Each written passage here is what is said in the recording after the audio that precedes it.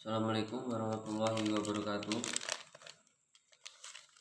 Perkenalkan, saya perwakilan dari kelompok 9 yang beranggotakan saya sendiri, David Prayogo, dengan NIM 4022000101,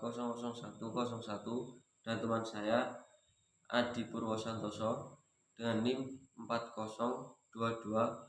4022000113 yang akan mempresentasikan pengaruh kelas dan status sosial dalam perilaku konsumen dagang. Yang pertama, kelas sosial dan status sosial. Status sosial adalah kondisi di mana seseorang berada pada posisi yang mencerminkan status sosialnya di masyarakat, yang memiliki tingkatan-tingkatan berdasarkan kelas sosial di masyarakat yang sedang diraihnya, sehingga status sosial akan senantiasa berubah seiring dengan pencapaian dan keberhasilan seorang dalam merubah kelas sosialnya. Berikutnya, faktor penentu kelas sosial. Ada beberapa indikator lain yang berpengaruh terhadap pembentukan kelas sosial, yaitu yang pertama, kekayaan. Untuk memahami peran uang dalam menentukan strata sosial atau kelas sosial, kita harus menyadari bahwa pada dasarnya kelas sosial merupakan suatu cara hidup, yang artinya bahwa pada kelas-kelas sosial tertentu memiliki cara hidup atau pola hidup tertentu pula, dan untuk menopang cara hidup tersebut diperlukan biaya.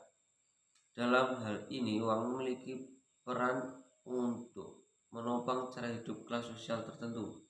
Yang selanjutnya, pekerjaan. Dengan semakin beragamnya pekerjaan yang terspesialisasi dalam jenis-jenis pekerjaan tertentu, kita secara sadar atau tidak bahwa beberapa jenis pekerjaan tertentu lebih terhormat daripada jenis pekerjaan lainnya. Yang terakhir adalah pendidikan. Kelas sosial dan pendidikan saling mempengaruhi sekurang-kurangnya dalam dua hal. Yang pertama, pendidikan yang tinggi memerlukan uang dan motivasi. Yang kedua, jenis dan tinggi rendahnya pendidikan mempengaruhi jenjang kelas sosial. Yang C, pengukuran kelas sosial. Pendekatan yang sistematis untuk mengukur kelas sosial tercakup dalam berbagai kategori yang luas, yang meliputi ukuran subjektif, ukuran reputasi, ukuran objektif dari kelas sosial. Ukuran subjektif.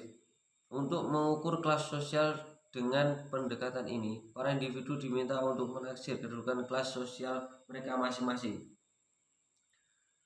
Yang selanjutnya, ukuran reputasi. Pendekatan reputasi untuk mengukur kelas sosial memerlukan informan mengenai masyarakat yang dipilih untuk membuat pertimbangan awal mengenai keanggotaan kelas sosial yang lain dalam masyarakat. Selanjutnya, ukuran objektif. Ukuran objektif terdiri dari berbagai variabel demografis atau sosioekonomis yang dipilih mengenai individu yang sedang dipelajari. Yang D, implementasi strategi pemasaran. Kelas sosial kerap diterapkan pada masalah pemangsaan pasar. Proses mendefinisikan kelompok pelanggan yang homogeni dan membuat tawaran yang kuat secara khusus untuk mereka. Kelas sosial dirasakan sebagai konsep yang berguna untuk pemangsaan pasar di dalam kerja pelopor oleh orang-orang seperti Pierre Martineau, peneliti pemasaran di Chicago Tribune, Sidney Levy dari Northwestern University, dan Richard Solomon dari Social Research. Prosedur untuk pemasaran pasar mencakup langkah-langkah berikut. Yang pertama, identifikasi pemakaian kelas sosial dari produk. Yang kedua, perbandingan variabel kelas sosial untuk pemangsaan dan variabel lain atau pendapatan, siklus hidup, dan sebagainya. Yang ketiga, deskripsi karakteristik kelas sosial yang diidentifikasi di dalam target pasar.